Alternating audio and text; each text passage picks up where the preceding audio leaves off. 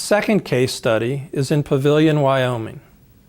This is in EPA Region 8.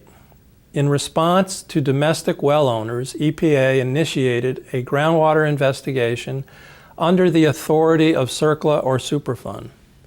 EPA conducted 4 sampling events from 2009 to 2011. They sampled domestic and municipal wells, stock wells, monitoring wells, and soil samples near waste pits. A draft EPA report was released in 2011 on the results of the sampling program.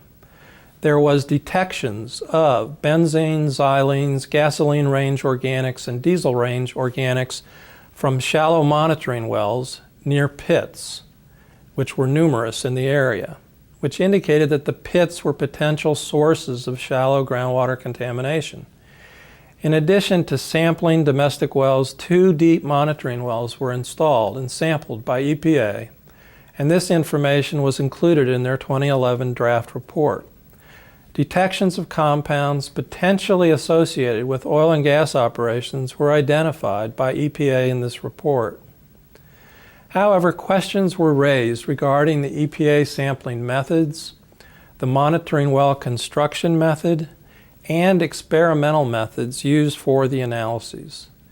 USGS did follow-up sampling at the request of the state of Wyoming.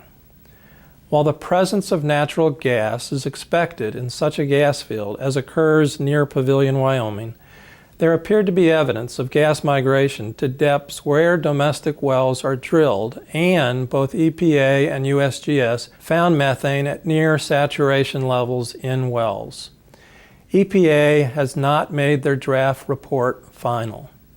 EPA turned over the remaining aspects of the study to the state of Wyoming in 2012.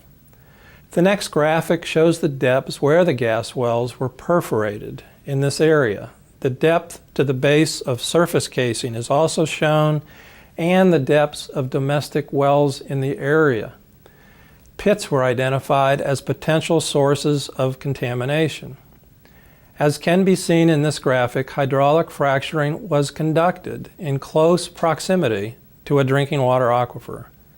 This is probably not a good idea. Surface casing must extend below the sources of drinking water.